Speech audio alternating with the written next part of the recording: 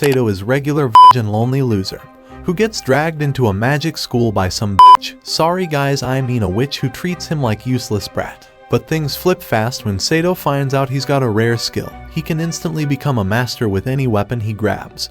But first thing, he grab his own joystick. Now, every bitch in the school knows that and wants his long sword, but he is confused what to do next, which one to clap. The new semester kicks off at Tristane Magic Academy, and right after welcoming everyone back for year 2, a teacher named Chevrus asks a spaced-out girl named Louise to give an alchemy spell a shot. But before she can even step up, the whole class starts yelling for the teacher to pick anyone else, because Louise has literally never cast a spell right in her life. That sets her off, and she marches forward, ready to prove everyone wrong. But instead of copying Chevrus's magic like she was supposed to, she somehow turns the classroom into a freaking party club. The place goes full chaos mode. As the smoke clears, Augusta scolds the teacher for not listening to their warning, only to realize Chevrus already passed out from the shock. At the same time, Principal Osmond's assistant is messing around with his snack stash when it suddenly hits him. Tomorrow's the big day when all the second years summon their magical partners. Later on, Louise finally steps out of detention, only to get ambushed by Augusta and her crew, who can't wait to mock her. Augusta throws shade, saying Louise is totally a useless bick and she is gonna flop the summoning like always. But Louise fires back, claiming she'll call forth the most incredible familiar anyone's ever seen. That bold claim sticks in Augusta's head all night. The next day, the whole class gathers in the courtyard to summon their creatures. One by one, everyone nails it. Then Augusta notices Louise hanging back and teases her, already forgetting Louise's wild promise from earlier. But Louise steps forward, ready to prove herself. Everyone's expecting another disaster, but the spell takes a strange turn. And instead of something amazing, she ends up summoning a useless Saito like her. After everyone laughs at her again, Louise tries to cancel the ritual, but Colbert reminds her that summoning a familiar is a one-time thing. No do-overs. That means she's now stuck with Saito. While Louise is trying to accept it, Saito starts panicking because he can't understand a word anyone's saying. He tries to sneak away, but Louise grabs him and finishes the ritual by kissing him. Right after, he feels this crazy energy surge through his body and screams in pain until a glowing symbol shows up on his hand. And then he passes out. A few hours later, Saito wakes up in Louise's room, still panicking. She tries to shut him up with a quiet spell, but like always, her magic backfires and explodes instead. When he gets up and charges at her, she suddenly realizes they can understand each other now. So she carefully explains what's going on, basically telling him that he's her familiar, so she owns him now. He suddenly tells how a owns him. While she's taking a break from talking so much, Saito makes a run for it. But outside, he sees Gitch flirting with a clueless first-year girl who has no idea he's a total player. Saito slips past him, but Louise gets mad and calls him useless again. So Gitch helps her chase after Saito and ends up using levitation magic to catch him. A little later, Saito tells Louise he's from a place called Japan and begs her to send him back right away. But she straight up tells him to forget it. Out of nowhere, she starts uncovering her clothes. Now he is thinking clapping session begins. But he's shocked and asks why she's okay undressing in front of him, and she coldly reminds him that he's just a useless servant she's stuck with. After ordering him to wash her clothes for tomorrow, she jumps into bed. Saito gets sad, because clapping session ends before it started, and pissed off about he's not doing her laundry. But when she reminds him that she's the only person who can help him survive here, he gives in and lies down on the floor to sleep, like a dog. The next morning, he wakes her up with freshly cleaned clothes and tells her to unlock the chain around his neck, saying he's got nowhere to run anyway. But instead of answering, she asks for her plot armor first. Once he gives it to her, she demands that he help her get dressed. He tries to say no again, but Louise promises she'll take off the chain, as long as he stops whining and just listens to her orders. A bit later, Louise brings Saito to the dining hall. His eyes light up when he sees the fancy breakfast spread, but she quickly crushes his excitement by pointing to the floor, reminding him that commoners like him don't eat at the table. So while she enjoys the good stuff, he sits on the ground chewing dry, hard bread. Afterward, he follows her outside and asks why she didn't just leave him in the room. He also wonders why everyone's hanging out with their familiars. She explains that today's meant for bonding with them. Just then, Augusta shows up showing off her fire-breathing salamander like always. After Augusta leaves, Louise gets annoyed and takes it out on Saito by yelling at him to bring her some tea. While heading off, he accidentally bumps into a maid and helps her clean up a cake she dropped. She spots the mark on his hand and realizes he's the familiar from the other world everyone's been gossiping about. When he introduces himself, Gitch appears, demanding his dessert. Saito offers to bring it, but Siesta reminds him the cake was just on the floor. Still, Saito insists, wanting payback for how Gitch treated him the night before. Meanwhile, Gitch is busy sweet-talking his girlfriend Margarita, lying through his teeth so she doesn't find out he's been flirting with other girls. Just when she mentions rumors about him messing around with a first-year girl, Saito shows up and casually confirms it. He even explains how he figured it out because of the brown cloak the girl was wearing, which only first-years wear. That only makes Margarita more suspicious. And things get worse. Katie starts looking for Gitch. Panicking, he grabs Margarita and tries to hide, but Saito accidentally gives away his hiding spot. Katie then shows up with sweets she made and asks Gitch if that's why he looked so love-struck the night before. As both girls start bombarding him with questions, Gitch glares at Saito to stop talking. But Saito keeps going and tells him he should probably learn how to handle a double date better next time. Right after that, Margarita completely wrecks Gitch's nervous system with a savage slap, and the loud smack draws in the whole class, all watching him get embarrassed. Trying to fix his reputation, Gitch challenges Saito to a duel and storms off to the battle area. Louise grabs Saito and tells him to say sorry, but he's not interested, he just wants directions to the fight court. Within seconds, they're surrounded by classmates who are hyped to see if Gitch is as strong with magic as he is with girls. But then Louise panics and starts begging Gitch to stop, saying Saito doesn't stand a chance. Still, Saito refuses to quit. Gitch then summons a huge metal golem, and with one punch, it smashes into Saito and probably cracks some ribs. Meanwhile, Colbert shows Principal Osmond the strange mark on Sato's hand, saying that it's the same one found only on powerful, legendary familiars. Back at the arena, Sato's face looks like it's been wrecked, but he still won't back off. Tabitha, a quiet, brainy girl, gets ready to leave with her dragon, maybe thinking it's over. But Saito won't quit. Feeling generous, Gitch tosses him a sword and offers him a way out. Apologize and avoid getting hurt even worse. As Saito reaches for the sword, Louise tries to stop him again, saying Gitch will take the fight seriously if he picks it up. But Saito shakes his head and says he'd rather fight than bow down to some useless loser who is using girls as a toy. Then he grabs the sword, ready to go. Right then, Saito feels a sudden power boost and slices Gitch's golem in one clean swing. He easily cuts through the rest too, leaving Gitch no choice but to admit defeat like the weakling he is. As soon as the fight ends, Saito drops the sword and passes out. 3 days later, he wakes up in bed with Siesta sitting nearby. She tells him how long he's been out and explains that Louise has been looking after him the whole time. A bit later, while doing his usual laundry chore, he sees all the students heading to class with their familiars. Louise grabs him by the ear and drags him to class too. Soon, Miss Chevreuse begins a new lesson, and Margarita brags that her brain works just fine, unless Gitch is playing with it. As she sits down, Saito finally notices why Gitch is so into her. Those juicy melons. Louise catches him staring like a creep and try to destroy his all balls. Then, Augusta loudly says someone in class is too dumb to even handle beginner-level magic. Everyone slowly turns to look at Louise. That's when Saito realizes his master might actually be worse at magic than he is. After class, he teases her about it, but she instantly cuts off his food supply. When he sees she's serious, he panics and starts begging, but she shuts him down and tells him to focus on dressing her for bed. After doing what she says, he tries to guilt-trip her into taking better care of him. She gives him a break, until he jokes that she's got a better chance at growing her chest than improving her magic.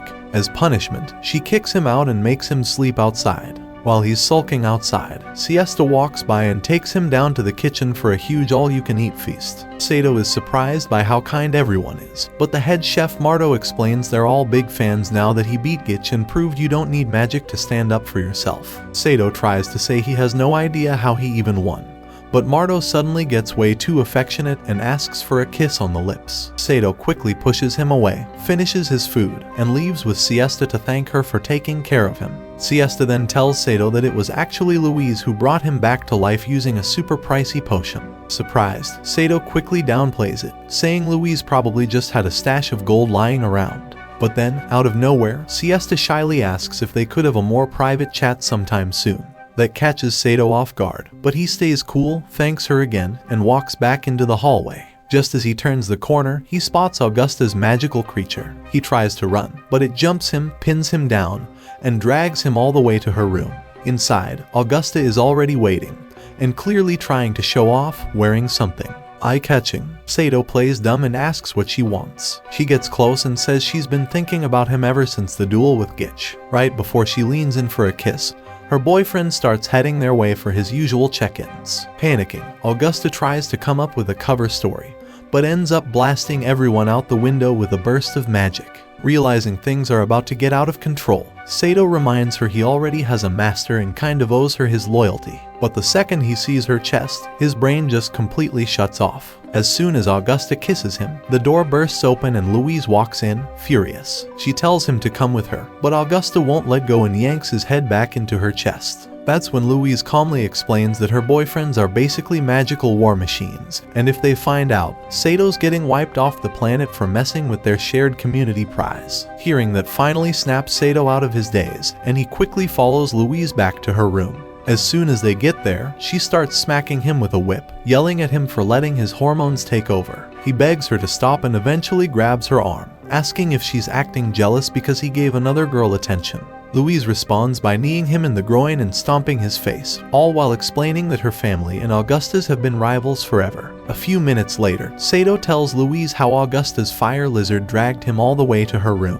When Louise asks why he didn't grab a weapon and fight back, he admits he still has no idea how he even beat Gitch in the first place. That makes her realize he's just as weak and clueless as the day she summoned him. After thinking for a second, she tells him to go to bed early, they've got something important to do tomorrow. As Saito grabs some straw to go sleep on the floor, she tells him to stay in the room just in case Augusta tries something again. But Saito totally misreads the situation and thinks Louise is starting to care about him. She immediately shuts that down with her fists and beats the misunderstanding right out of his head. The next morning, Augusta gets all dressed up, hoping to win Sato's heart. But when she sees him walking off with Louise, she panics and runs straight to Tabitha's room. There, she throws together a dramatic sob story about how Louise is keeping her away from her one true love. Feeling bad, Tabitha summons her dragon and gets ready to follow them. A few hours later, Louise and Saito reach a small merchant town. After walking around for a bit, Louise finds a weapon shop and takes him inside to pick out a sword. The shop is run by a weird-looking guy who looks part beaver. He first hands Saito a sword that's barely better than a shiny stick. When Louise asks for something actually good, the owner decides to scam her and shows off a super fancy sword, claiming it costs as much as a house. Louise is stunned by the price and quickly tells him her real budget. So the guy brings out an old, dusty sword that looks like it belongs in a junkyard. Saito complains it looks ancient, but the shopkeeper swears it's secretly a masterpiece that nobody has noticed. Not fully convinced but out of options, Louise agrees to buy it. As they leave the store, Saito keeps whining, so Louise snaps and admits she's a little broke and tells him to stop talking.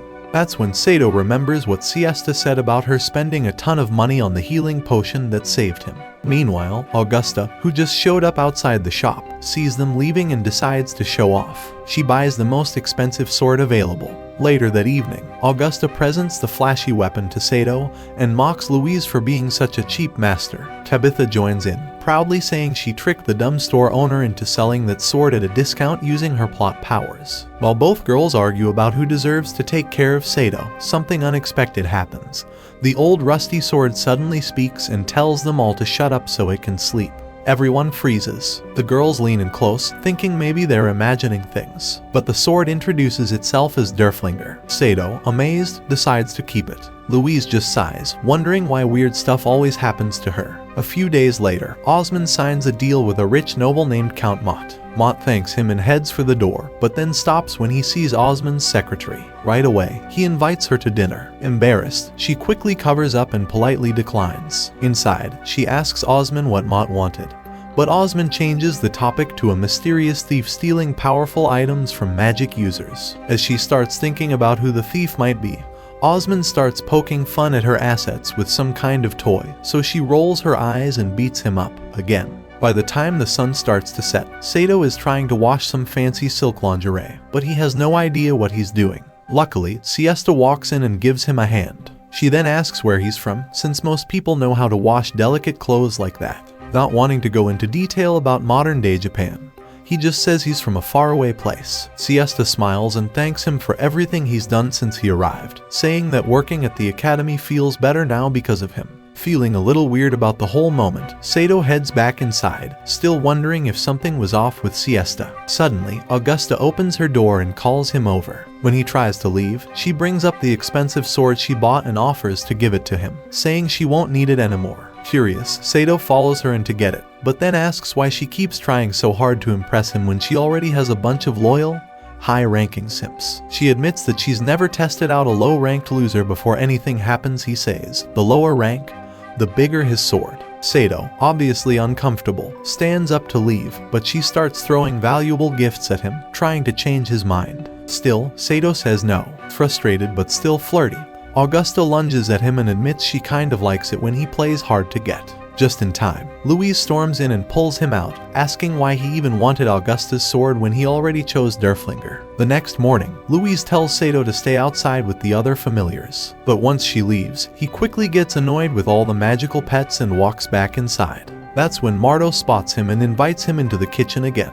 Moments later, Saito is scarfing down food like he hasn't eaten in days. In between bites, he asks about Siesta, realizing he hasn't seen her around. When he apologizes for forgetting she doesn't work in the kitchen anymore, Marto drops a surprise. Siesta quit and left at sunrise to work for Count Mott. Later that day, Saito tells Louise about it and wonders why Siesta would suddenly start working for someone like Mott. Before Louise can answer, Derflinger chimes in and says sudden job switches like that usually mean she's stuck doing private stuff for the Count. Meanwhile, Gitch is back at it again, trying to sweet-talk Margarita. Saito walks up, and Gitch looks nervous, but Saito says he just wants to ask a couple questions. Soon after, Louise realizes Saito hasn't come back for dinner. Augusta then appears with a huge meal she cooked just to impress him. Louise tells her to stop playing games, but Augusta laughs and says there's no point fighting over him. He's not even here. They all start wondering where he went until Gitch casually mentions Saito was asking for directions to Count Mott's estate. Augusta bursts out laughing, teasing Louise for losing her familiar to a noble. Louise immediately rides off to stop him. Over an hour later, Saito finally reaches Mott's mansion and gets stopped by a guard, who takes him straight to Count Mott. When Saito asks for Siesta back, the Count gets angry and warns him to be grateful his guards haven't ripped him apart already. Saito begs him to let her go and says he'll do anything in return. But Mott refuses, saying Siesta will stay until he gets bored of her. Saito tries to charge him, but the guards grab him instantly. Just as Mott prepares to punish him, Siesta runs in and begs for Sato's life, offering to do whatever the Count wants if he lets him go. Mott pauses and says he'll make a deal. There's a rare book that once belonged to a powerful family, and if Saito can get it from their daughter, he'll release Siesta. The moment Mott mentions the family name, Saito realizes it's the same book Augusta once showed him. Before he can act, Louise rides in on horseback, grabs him, and takes him back to her room. She tells him to let it go, there's no saving Siesta. But once she's asleep, Saito sneaks out and heads to Augusta's room to ask for the book. She casually pulls it out and says it's useless to her. Then, trying to seduce him again, she jokes that the book may get guys in the mood, but her assets work even better. She leans in and tells him she'll hand it over if he agrees to date her. Saito snaps and says all powerful magic users are the same, then grabs the sword she once gave him and storms out. A few minutes later, Tabitha sees him riding off on Louise's horse and rushes to her room with Augusta. They warn Louise that if Saito draws his sword, Mott legally has the right to kill him. They immediately take off on Tabitha's dragon to catch up. By then, Saito has already broken into the mansion again and is quickly captured. The guards drag him straight to Mott. Without saying a word, Saito draws his sword to fight. But then something changes. A strange fear takes over and his body starts trembling. That's when Mott reveals he's a high-level mage. He knocks over a vase, uses the water to attack, and prepares icy blades to finish Saito off. Just in time, Louise bursts in and begs Mott to spare her dumb familiar. But Mott refuses and tells her to call her family to discuss what punishment he'll face. That's when Augusta walks in, tosses him the special book, and formally introduces herself. After taking the book, Mott agrees to let it go. Saito then asks for Siesta, and Mott tells the guard to send her back. As he does, Mott casually pulls out a corn-themed magazine and sits back like nothing ever happened. When Saito sees the book Count Mott had, he realizes it clearly came from his world, which gives him a bit of hope. Maybe he really can find a way back home. Later that night, back at the academy, Siesta gives him a surprise thank you kiss. He's left stunned, totally out of it. Louise sees his dumb love-struck face and gets annoyed, so she decides to starve him until he starts losing his mind and hearing imaginary voices. Meanwhile, a mysterious thief named Sandy sneaks into another noble's estate and steals a fancy necklace. It's just the warm-up for a big heist she's planning at the academy. The next day, Louise tries once again to teach Saito how to march properly but gives up after a while, realizing he's just hopeless. When he asks why she's so serious about it, she explains that all second years must show off their familiar's special talent during the annual exhibition. Saito shrugs it off, telling her not to worry about it, but she insists it matters. She's tired of being mocked by everyone. Saito then suggests singing the laundry song she once taught him, since that's the only thing she's ever successfully trained him in. He sings it with full energy, but Louise pulls out the whip to knock the nonsense out of him. While begging for mercy, he stumbles over his sword, and that gives her an idea. She asks if he can just use the sword skills he showed during his fight with Gitch. But Saito admits that was just a fluke and that he barely survived the Count Mod incident. Louise sighs and tells him to figure something out before heading off to class. After wasting hours spinning in circles in the courtyard, Saito finally asks Derflinger for advice. The old sword just calls him an idiot and says he's not built for silly shows, he's meant for real battles. Just then, Siesta drops by and asks what he's up to. He freezes, remembering the kiss from the other night, and tries to act cool. But she only wishes him luck for the exhibition and reminds him that everyone else is working hard to impress Princess Henrietta. At the same time, Longueville is going over preparations for the royal visit. But Osmond's too busy watching his familiar trying to peek under her dress. When she catches the little creep and tries to squash it, the tiny creature runs back to Osmond, apologizing for failing. Longueville is furious and takes her anger out on Osmond. Back in the courtyard, Siesta shows Saito how seriously the other students are taking the exhibition just to impress the princess. Before leaving to help with the event, she squeezes his hand and wishes him good luck one more time. Later that night, Colbert briefs the guards protecting the academy vault. He tells them to focus more on the main gates during Princess Henrietta's visit. When Longueville questions the logic, he explains that the vault is already secured with strong magic, and no thief would be dumb enough to try anything while royalty's on campus. The next day, all the students gather outside to welcome Princess Henrietta. As soon as she steps out of her carriage, Gitch forgets Margarita even exists, and Augusta starts thinking she looks better than everyone just because of her assets. Saito, of course, drools over the princess openly, making Louise yell at him, but she's clearly more excited than anyone else. After dinner, Louise returns to her usual grumpy self, disappointed once again by Sato's poor sword skills. She brings up the laundry song performance again out of pure frustration.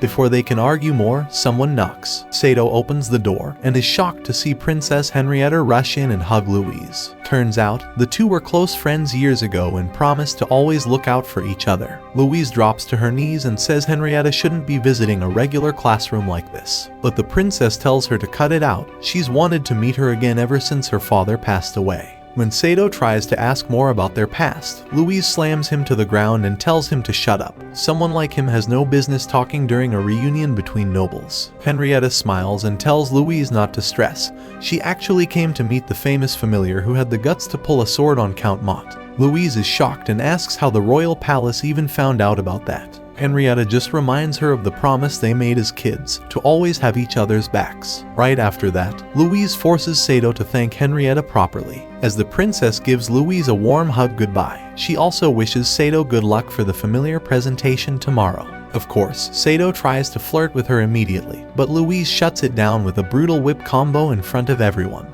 The next day, every student gives a flashy performance with their familiars. Tabitha and her dragon easily steal the spotlight with their amazing routine. Seeing that, Louise gives up hope and tells Saito to just go on stage, say his name, and leave quickly. She joins him on stage, preparing to deal with the usual heckling from the crowd. But instead of walking off, Saito suddenly pulls out Derflinger and tries to show off a new move, only to completely embarrass them both. Even Gitch, the weak guy Saito once defeated, joins in to mock them. Furious, Louise drags Saito off stage by the ear to stop the public shame fest. Meanwhile, the mage thief, Sandy, is trying to break into the academy's vault but realizes it's protected by magic way too advanced for her. So she summons a massive golem to smash through the vault instead. But it still gets blocked by another, stronger barrier. That's when Saito and Louise accidentally walk in on her mid-heist. She instantly attacks them, and at the same time, Tabitha is announced as the winner of the familiar competition. Saito shoves Louise out of the way to protect her but gets grabbed by the golem.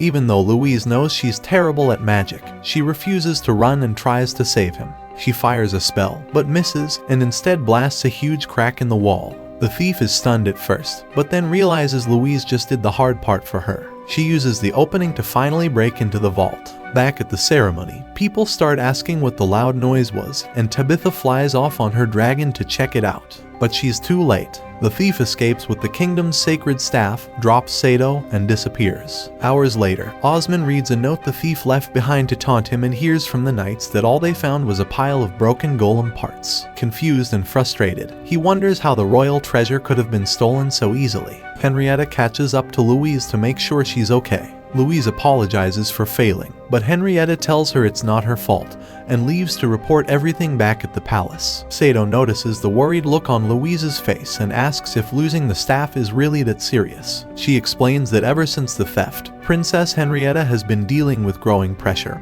and rising political threats. That's when Saito realizes that being royalty isn't all fancy clothes and riches. Curious, he asks why Louise didn't run when the golem grabbed him. She reminds him that as the mage who summoned him, she has a responsibility to protect him, even if she's not the best at magic. The next day in class, Augusta is back to trying to win Saito over by stuffing him with food. Louise finally loses it and attacks him out of pure jealousy. Augusta shrugs and tells her to just accept the situation, especially since classes are basically on hold until the missing royal treasure is recovered. Right after that, Colbert rushes in and drags Louise, Augusta, and Tabitha straight to Osmond's office. There, Longville tells them she's heard rumors about someone suspicious living in an old cabin deep in the woods. She hands them a sketch of the person, and the girls instantly recognize the thief. Colbert suggests they call in the royal guards, but Osmond decides it's better to take care of it themselves before the thief slips away again. He asks for volunteers to go confront her. All the usual confident mages go quiet. No one steps forward. That is, until Louise boldly raises her wand and says she'll go. Not wanting Louise to hog all the credit, Augusta raises her wand too. Then Tabitha joins in, not because she cares about the mission, but because she figures the other two will probably start fighting mid-battle and someone needs to keep things under control.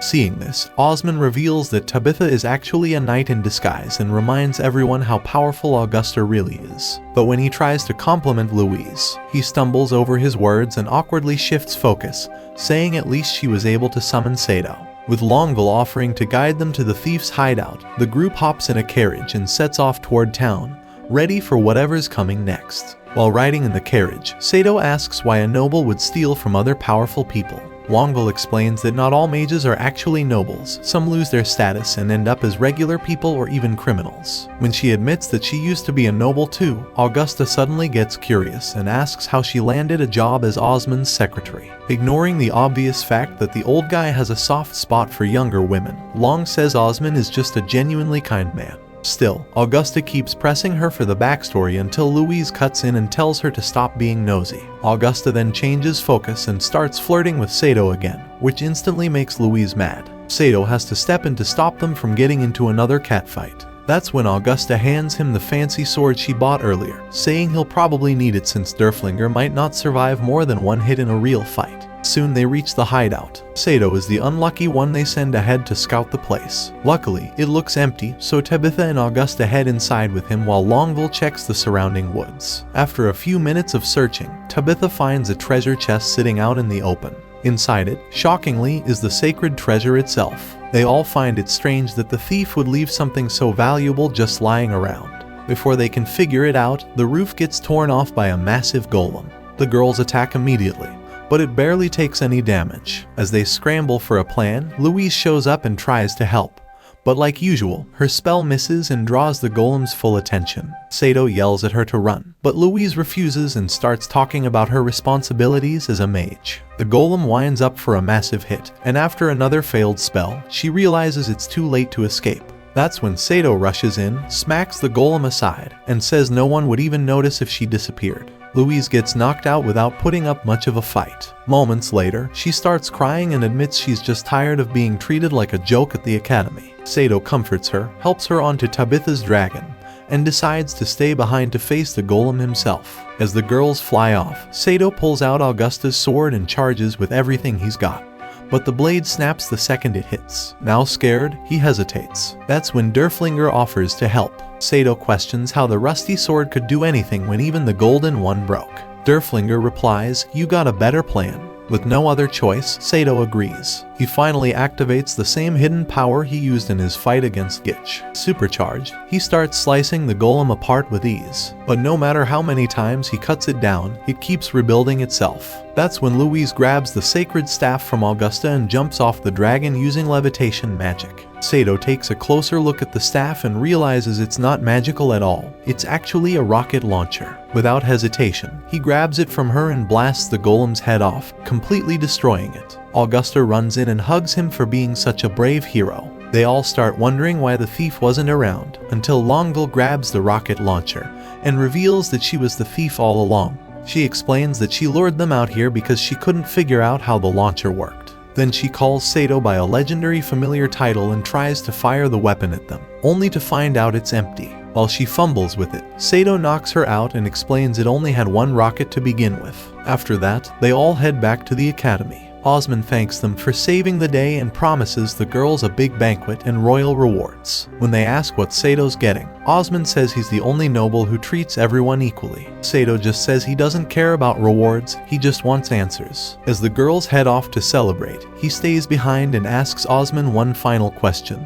How did a rocket launcher even end up in their world in the first place? Osmond begins explaining what happened 30 years ago. He was about to be eaten by a dragon when, out of nowhere, a soldier appeared with 2 rocket launchers. The man saved Osmond but passed out from his injuries. They buried him along with one launcher, and the other one was kept as a sacred treasure. Saito listens to the story, but instead of feeling hopeful, it just makes him more frustrated. He's still no closer to figuring out how to get back to his own world. Later that night, Louise shows up at the Academy's ball, and all eyes are on her. Ignoring the people who used to mock her, she walks straight to Saito. He compliments her, saying she doesn't look like the usual angry boss he shares a room with every night. When the music begins, he tells her to go dance with the other nobles. But to his surprise, she swallows her pride and asks him to dance. They head to the floor, and Saito quickly picks up the steps. While dancing, Louise apologizes for not believing him when he said he was from another world. She admits it hurts that he still wants to go back,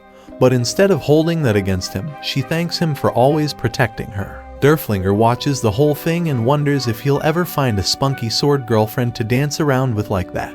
The next day, Princess Henrietta invites them to the palace. She congratulates Louise on her promotion and praises both of them for stopping Longueville. She then offers her hand to Saito and asks him to promise that he'll always protect Louise. He stares, confused. Louise leans in and explains that he's supposed to kiss the princess's hand as a sign of respect. But instead, clueless as ever, Saito suddenly grabs Louise and plants a loud, messy kiss on her lips. Louise's brain basically shuts down on the spot. Seconds later, she punches him hard enough to rearrange his whole face and threatens to throw herself off a cliff with him if Henrietta asks her to. But Henrietta just laughs and says the kiss can count as his reward for everything he's done. Still embarrassed, Louise asks for a proper way to apologize for the whole thing. Henrietta gives them both a new assignment. She tells them to live among the commoners in town for a while. Rumors have been spreading that nobles have been punishing regular people unfairly, and because no one dares to fight back, she wants Louise and Saito to go undercover and investigate what's really going on. Soon after, Louise changes into normal clothes, and the two set out to begin their mission.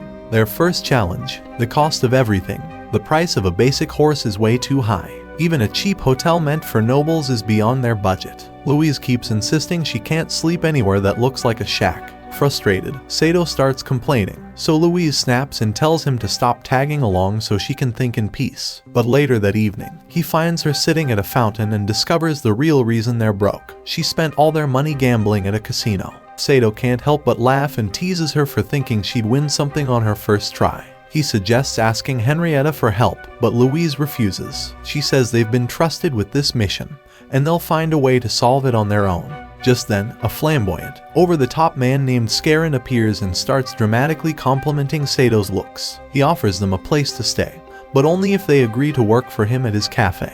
A few minutes later, Saito and Louise are welcomed by a squad of colorful staff members. Scarin proudly introduces Louise as the newest member of their family and even explains the fake story she made up to hide her real identity. While he talks, Saito is sent to help a waitress named Jessica in the kitchen.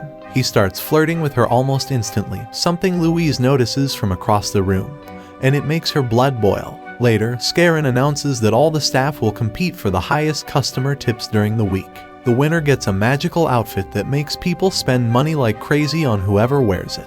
Hearing that, Louise becomes determined to win, hoping it'll help her get back to a comfortable life. But her confidence crashes during her very first shift. Instead of listening to her drink orders, her customer stares at her skin.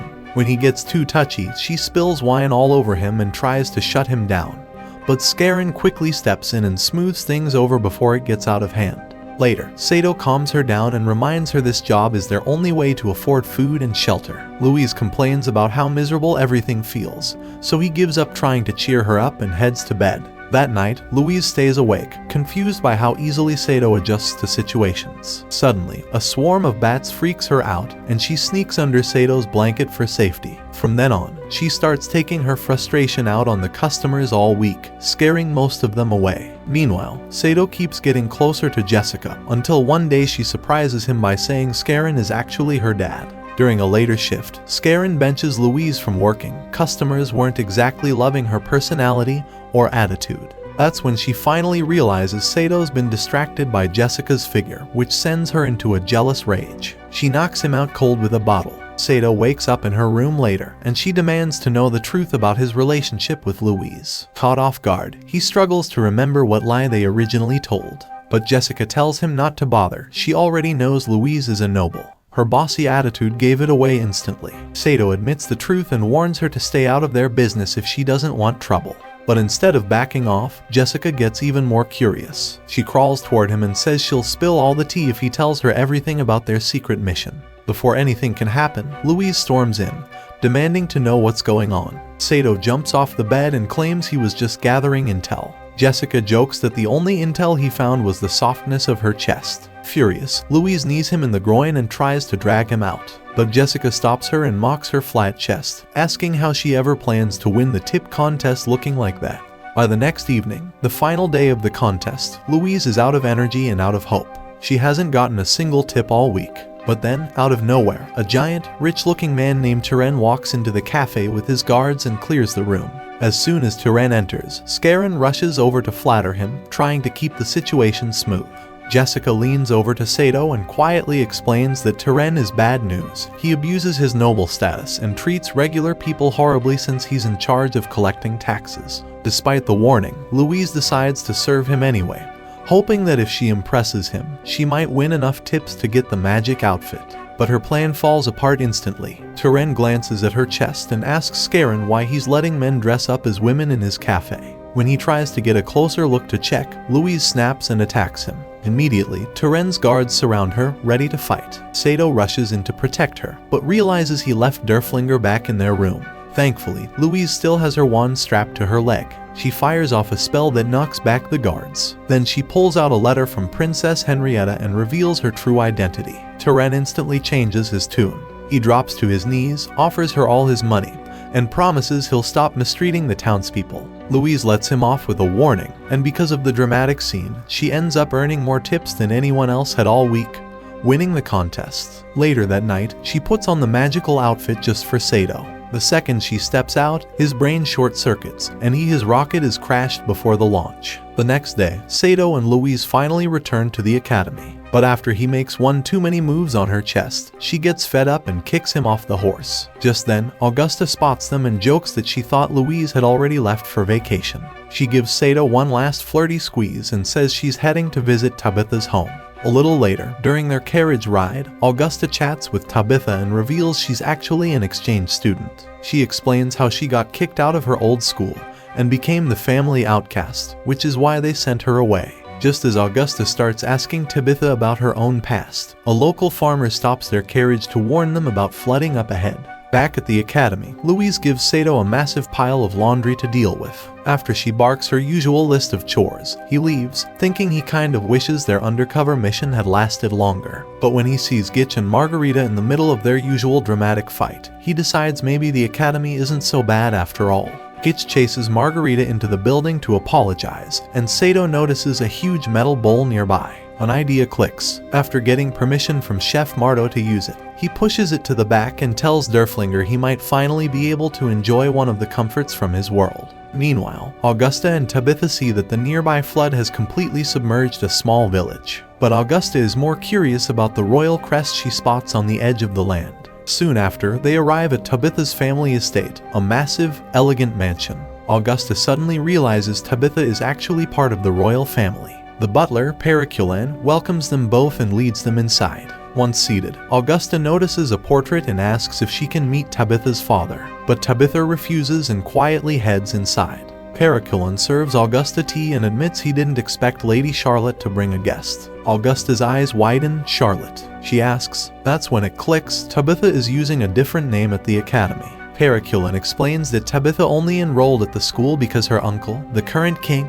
ordered her to. Inside the mansion, Tabitha enters her mother's chambers, but her mother instantly lashes out, accusing her of trying to kill her own daughter, just like they did to her father. As Tabitha quietly listens to the painful accusations, Periculan tells Augusta the truth. 5 years ago, Tabitha's father was killed in a fight for the throne by his own older brother. Even after everything, there were still people who wanted to erase Tabitha's entire family. Not long after her father was killed, during a royal ball, someone tried to poison her. At the last second, her mother noticed and drank it herself. The poison didn't kill her, but it was laced with a curse that broke her mind. Since then, she's never been the same.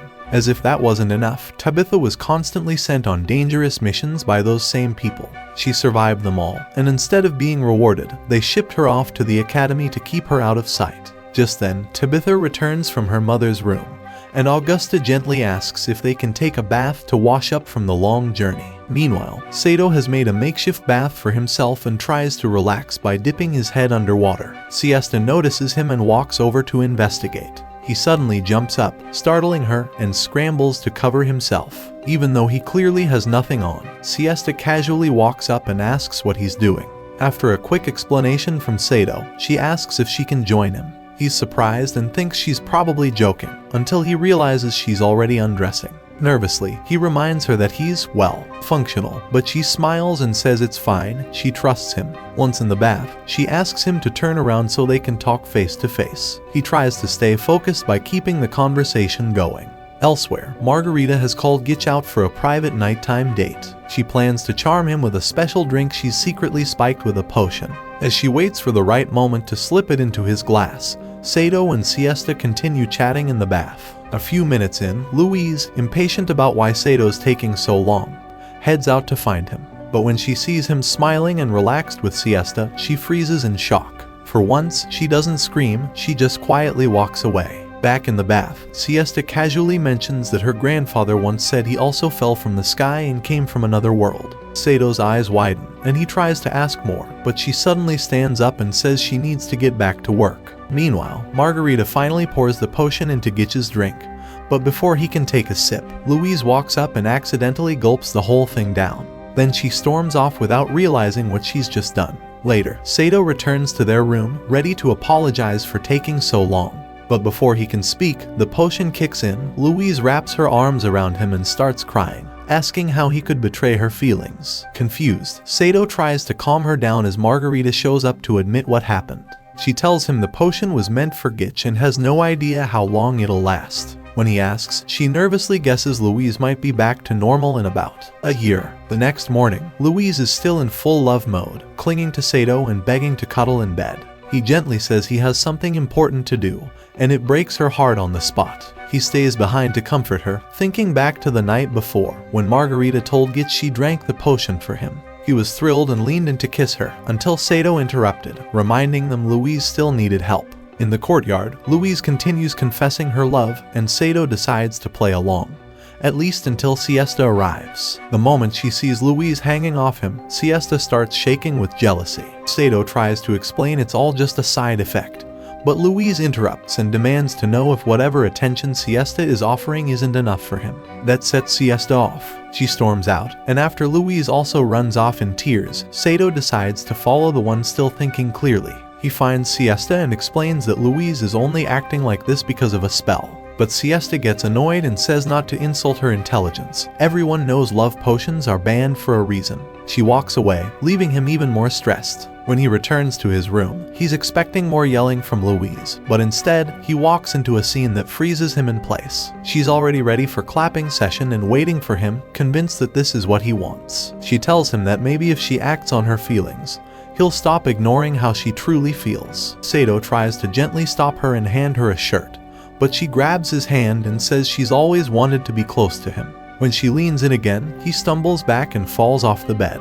Louise nearly breaks down crying, but he quickly hugs her, holding her tightly, and promises that no matter what it takes, he'll find a way to bring her back to normal. Right after that, Saito barges in on Margarita and Gitch during their romantic time and demands she fix Louise immediately. Margarita tries to brush him off, saying the only solution is to wait for the potion to wear off on its own. But when Saito threatens to report her illegal love potion stunt to Osman, she suddenly remembers there might be a magical antidote, but it requires ingredients they'll have to find outside the academy. Saito suggests they leave the next morning.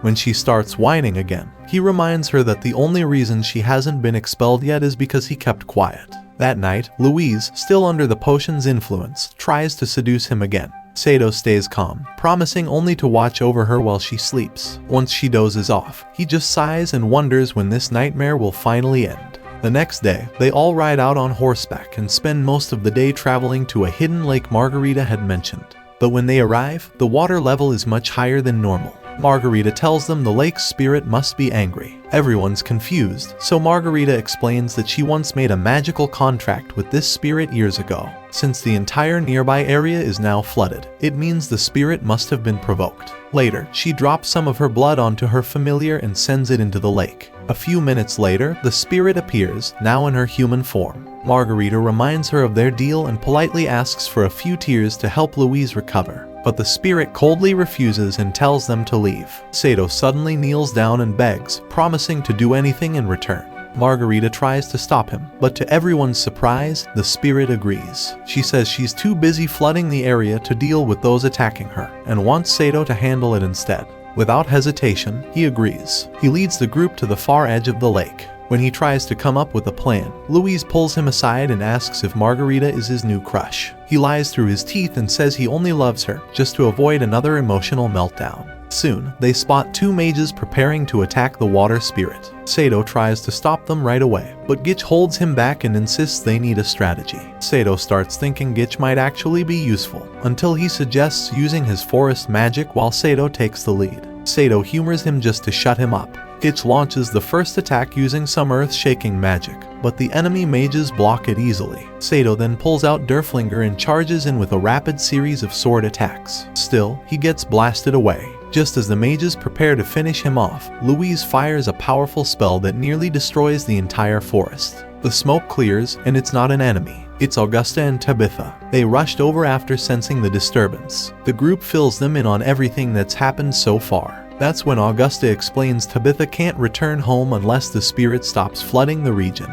They all head back to the lakeshore and ask the spirit why she's flooding everything in the first place. She calmly explains that a special ring was stolen from her by a man named Cromwell. She says she plans to slowly flood the entire world so she can track the ring down, since she can sense life through water. Saito boldly promises to find the ring and asks her to stop flooding everything in exchange for the tears, and a break from her apocalypse plans. Everyone thinks he's insane for trying to negotiate with her, but to their shock, the spirit agrees almost instantly. She even hints that she's met Saito before. Then she hands over the tears and slips back into the water. A few hours later, back at the academy, Louise finally returns to normal. The first thing she does, smack Saito for taking advantage of her while she was under the love potion's effect. Just as he starts defending himself, Princess Henrietta literally jumps through their window. Meanwhile, in a distant part of the kingdom, Longville, who somehow escaped from prison, meets with the same Cromwell the water spirit had mentioned. Back in Louise's room, she asks Henrietta why she showed up unannounced instead of calling them to the palace. Henrietta says the matter is too sensitive to risk leaks. She reveals she's planning to marry into a powerful foreign nation to protect her small kingdom. But there's a problem. Years ago, she wrote a personal letter to a prince, and if it ever got out, it could ruin everything. She needs them to retrieve it before it falls into the wrong hands. Louise is heartbroken to hear the news but understands Henrietta's duty. When Saito asks what could be in a letter that dangerous, Louise stomps on his foot to shut him up. Henrietta, holding back tears, says they're the only ones she can truly trust with this mission. Louise promises to take care of it. Just then, Gitch walks in and says he overheard everything and wants to help. Louise and Saito immediately say nope, but Henrietta surprises them by accepting his offer, leaving them speechless. Later on, Siesta finds Saito doing laundry and apologizes for not trusting him about the love potion situation. Saito tells her it's all good, then remembers the water spirit's strange comment about knowing him. Curious, he asks if she knows anyone who's super knowledgeable about their world's history. The next morning, he heads to Colbert's workshop and explains what happened. Colbert tells him about a rare magical element called Void, a power only one legendary mage ever controlled. Interestingly, that mage's familiar had the exact same symbol Saito has. But since Louise is known for being magically useless, Colbert doubts it's connected to her. As they talk, Saito smells something familiar. Colbert shows him a flask with a glowing red liquid, dragon blood. He explains it was collected after a battle between two dragons no one's ever seen before. Saito sniffs it again and mumbles, "Why does this smell like gasoline?" That night, Louise admits she's worried she'll mess everything up and fail Henrietta again. But Saito reminds her of all the times they pulled off miracles at the last second.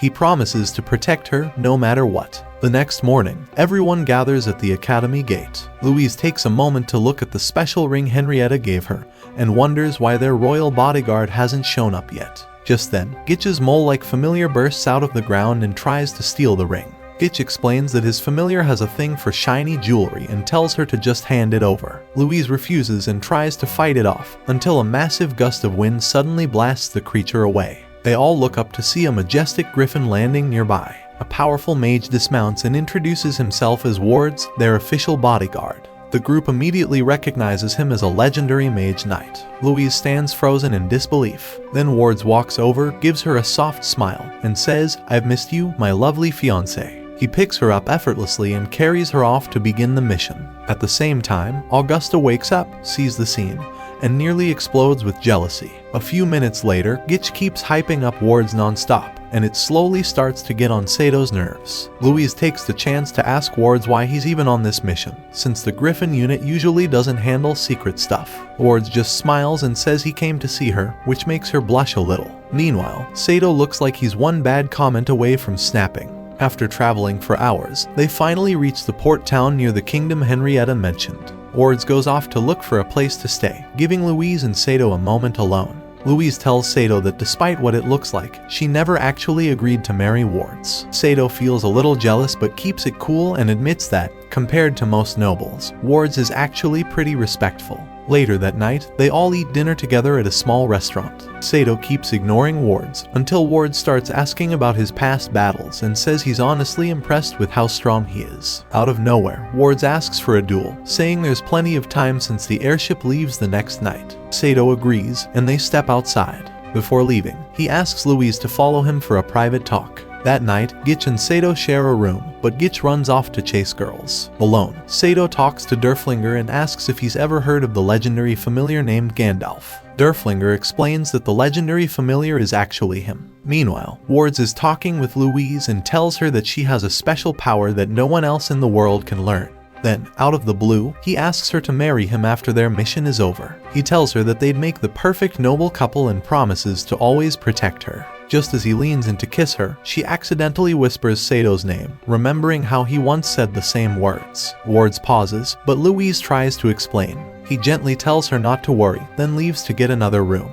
The next day, they all head out to a quiet spot for the duel. Saito strikes first, but Wards easily blocks every move while observing Sato's technique. Wards then counters, pushes him back, and says he hasn't even tried seriously yet. Then he launches a powerful attack, blasting Saito into a stack of barrels. His tough guy energy completely disappears right in front of Louise. That evening, Louise finds Saito sitting alone, crying. She tells him that losing the duel doesn't change anything between them. But Saito, still hurting inside, tells her to go back to her fiancé. When she tries to hold his arm, he shrugs her off and says he wants to be alone. Defeated, Louise says she'll accept Ward's proposal and quietly walks away. Soon after, Gitch finds Saito and reminds him they need to be on the airship early. But suddenly, Longville appears with a golem and launches a surprise attack. At the same time, Wards tells Louise that Saito and Gitch have already gone back to the academy, making her think Saito really abandoned her. Back at the fight, Saito slices off one of the golem's arms, but it quickly grows back. Gitch then summons a group of golden knights to take it down. They fight hard, but the golem crushes them easily. Luckily, Augusta and Tabitha show up and lend a hand. Still, Longville says her goal was just to stall them and escapes once the battle draws too much attention.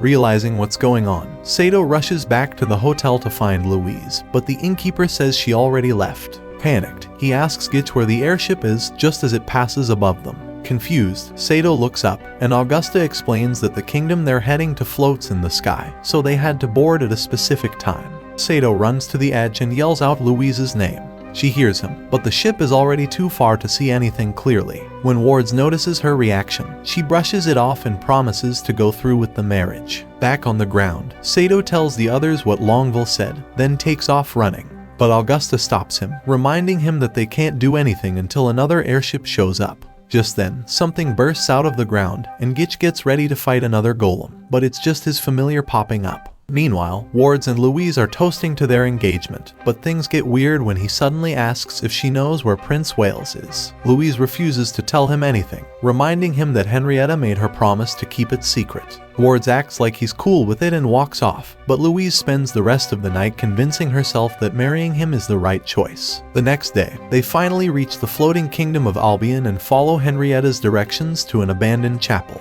But the second they step inside, a group of knights surrounds them. Wards tries to explain why they're there, but the commander doesn't believe him. No outsiders should even know the chapel exists. Luckily, Louise shows them Henrietta's ring. The commander then pulls off his glove and brings his own ring close to hers, activating the hidden magic between them. That's when Prince Wales removes his helmet and apologizes for the harsh welcome. He takes Louise into his office, reads Henrietta's letter, and then hands her back the letter she came to retrieve. When she asks if he's planning to turn himself into the rebel nobles, he tells her to stick to her delivery job. But after seeing her genuine concern, he admits there's a secret group manipulating the traitors, and says he plans to keep fighting to protect the kingdom. On her way out, Ward suddenly shows up and suggests they get married right there in the chapel. Louise refuses and says they should wait until they return home. That's when he grabs her and reveals that his group needs her. She instantly realizes it's the same group Wales warned her about and tries to run. But Cromwell suddenly appears and uses the water spirit's stolen ring to take control of her mind. A few minutes later, the wedding starts. But as Ward says his vows, Louise slowly begins to snap out of the mind control when she hears Saito calling her name. That finally breaks the spell. Wards is stunned and asks how Saito found them. Saito explains that Gitch's familiar tracked her by following the scent of her ring. Suddenly, Wards turns and stabs Wales in the chest. Before dying, Wales gives Louise his ring and tells her to keep fighting. Enraged, Saito attacks Wards, but Wards knocks him down and says Longville should have taken him out earlier. When Wards tries to convince Louise to marry him again, Saito stands back up and goes full power, giving Derflinger an epic new look in the process. Now powered up, Saito counters all of Wards' moves and finally lands a devastating hit. Wards, injured but not done, pulls out Henrietta's letter and sets the chapel on fire before running off. A huge chunk of the ceiling breaks off and almost crushes Louise and Saito, but Augusta and Tabitha arrive just in time to save them. Despite everything, Louise gets emotional about Wards betraying her, so Saito reminds her of his loyalty by gently kissing her. The next morning, Louise meets with Henrietta and breaks the news. Henrietta also breaks down, and they sit together comforting one another. Later that day at the academy, Louise sees Colbert getting mission approval from Osmond. After he leaves, she gives Osmond a full report of what went down. He tells her to get some rest, but she asks about the void after Cromwell said she might be the one with that power right before he messed with her mind. Osmond stops her and explains that it probably means Saito is actually the legendary Gandalf. That evening, Louise starts to change clothes, just as Saito walks in with her laundry. She hides, flustered, and asks why it took so long. Their usual bickering starts up again. But deep down, Louise wonders how he can act so normal after the kiss they shared. Then, when he encourages her to stay strong, she starts to believe that maybe there's still hope for their romance, until fate decides to test her patience again. Not long after, Louise notices that her outfit's strap is torn and asks what happened. Saito acts clueless at first but then remembers that he ripped it while doing laundry a few days back. Just as he's about to explain, she pulls out her whip, furious, yelling that he needs to be more careful with her stuff. Saito pushes back, saying he only does all this because he has no choice, and if she hates it so much, he's happy to leave. As soon as he turns to walk out, she hurls a pillow at him. But instead of lashing back, he storms off and takes his anger out on a poor bucket by kicking it. While soaking in the bath, he wonders why he even kissed her in the first place. That's when Siesta shows up and says she'll be heading home to her village for the break. The moment she mentions her grandpa again, the one who supposedly came from another world, Saito gets interested and asks for the full story. Meanwhile, Gitch is begging Augusta and Tabitha to back him up and tell Margarita he was on a mission with them, since she now thinks he ran off chasing another girl. Augusta rolls her eyes and tells him to stop pretending he's some loyal saint. Just then, they overhear Siesta talking about 2 dragons and start listening in. Siesta explains how her grandfather and another man just appeared one day riding a dragon. While one escaped through something called an eclipse, the other crashed, and the dragon has been kept hidden in their village ever since. Saito asks if she can take him there, and Augusta decides to tag along too. She wants to see that dragon for herself. Back at the academy, Louise decides to apologize for losing her temper, but just as she's searching for him, she spots Saito riding off with Siesta. Furious, she rushes over to ask Marto where they're heading. Hours later, Saito and Siesta arrive at the edge of her hometown. She offers to introduce him to her parents, but he hesitates, thinking it might send the wrong message. Siesta quickly apologizes and dashes off to track down the dragon's location while Saito and Derflinger chat about how chill she is compared to Louise. A few minutes later, Siesta comes back with a hand-drawn map leading to the dragon. Just as they're about to leave, Augusta shows up and asks to join the treasure hunt. Gitch also arrives and says maybe finding this dragon is how he'll redeem himself after being useless in Albian. Saito wonders aloud what exactly went down after Wales got taken out. Elsewhere, Cromwell has begun turning all the local villagers into mindless puppets to use in a full-blown attack against Tristane. Back in Siesta's village, the group finds a secret cave that supposedly leads to the dragon. But not long after they go in, they hear footsteps. Suddenly, lightning bolts fly at them, but Saito blocks the attack. Then, a familiar voice rings out, it's Colbert, and Louise is with him. Colbert explains he's also here searching for the dragon. Naturally, Louise and Saito start arguing again, until Derflinger points out that everyone's already left. They exit the cave and find what looks like an old abandoned hangar. While Colbert works on unlocking the door, Saito notices a tombstone nearby, and nearly falls over when he sees it's written in Japanese. As soon as the door opens, they head inside, and Saito is stunned to find a fighter jet sitting there. He immediately recognizes it as something from his world. Colbert says there's a chance Saito could return home. Siesta's grandfather only got stranded because he didn't make it through the eclipse in time. Hearing that hits Louise hard. She realizes that Saito might actually leave her. Meanwhile, over in the royal palace, Henrietta confesses to her mother that she failed to protect the letter Ward stole, and apologizes for putting the kingdom in danger.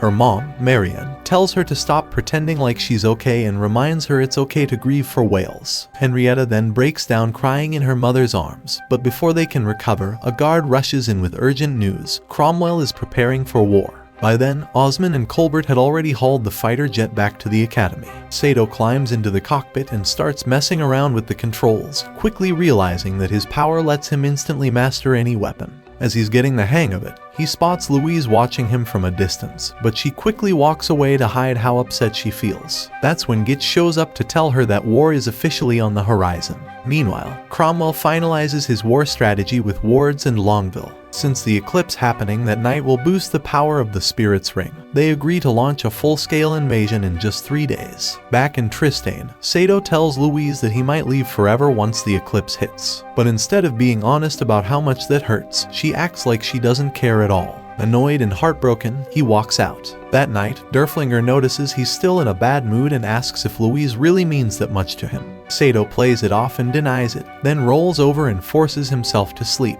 At the same time, Osmond gathers the entire academy to announce that because of the upcoming war, the school will be shut down until it's over. Students immediately start making plans to return to their hometowns. Gitch uses this chance to act heroic and declares he'll stay and fight. But Margarita shuts him down, saying he never really had a choice anyway. When Augusta asks Louise if she's planning to leave, Louise says she's never been the type to run from danger. She then heads back to the dorms to leave a final goodbye for Saito. The next morning, he wakes up and finds a note beside him.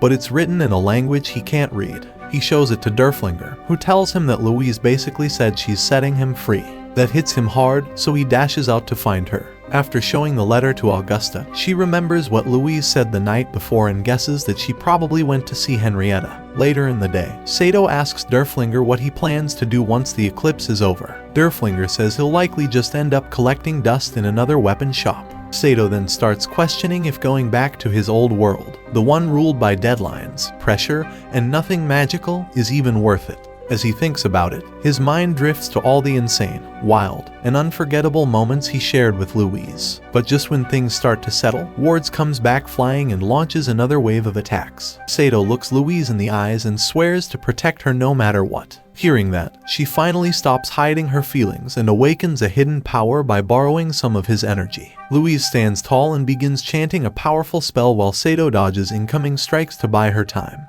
Then, boom, she fires off a massive flash of energy that wipes out Ward's and Cromwell's entire fleet in one shot. As the light fades, Cromwell tries to turn the tables by using the ring to take over Augusta and Tabitha's minds. But before he can finish, Gitch punches him out cold and says sorry for not catching Longbill when he had the chance. Meanwhile, Sato's jet crash lands after the explosion. He waits by Louise's side until she finally wakes up. Once her eyes open, he quietly says that maybe he's not ready to leave this world just yet. Louise smacks him for being so slow and plants a kiss on him, then brushes it off by saying it was just to renew their master-servant contract. A few days later, everything's back to normal at the academy. After hunting him down all afternoon, Louise finds Saito chatting with Siesta and immediately reminds him who's in charge of their relationship. So that's it for today's video guys, watch the following video, and I will see you in the next one.